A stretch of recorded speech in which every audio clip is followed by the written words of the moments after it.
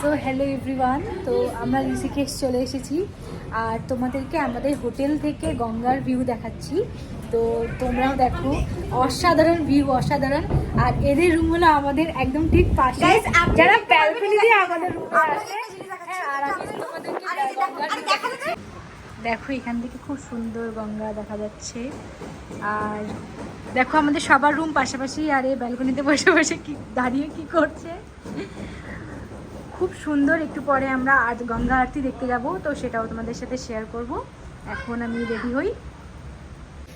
তো গাইস, আমি এসে একেবারে ফ্রেশ হয়ে রেডি হয়ে গেছি। আর এখন আমি যাব গঙ্গা আরতি দেখতে, তো তোমাদের সাথে সেটা শেয়ার করব। আর আর কিছুক্ষণ পরই সন্ধ্যা লেগে যাবে, তারপর গিয়ে তোমাদেরকে দেখাচ্ছি। আর এত ভালো লাগছে এখানে। আর সবাই দেখো রেডি হয়ে গেছে। হাই তানভি, হাই বলে দে। তো আমরা বেরিয়ে পড়লাম, আর বেরিয়ে আমরা অটোতে গিয়ে বসলাম। আর এই অটো নিয়ে আমাদের সাথে একটা কাহিনী হয়ে গেছিলো। যাই হোক, তো আমরা ঘাটে পৌঁছে দেখি অলরেডি আরতি হয়ে গেছে। আমরা একটু লেটে পৌঁছেছিলাম, এখানে আরতি একটু তাড়াতাড়ি হয়। তো আমরা নিজেরাই ওখানে আরতি করলাম, আর এখানে মাছদেরকে খাবার দিলাম।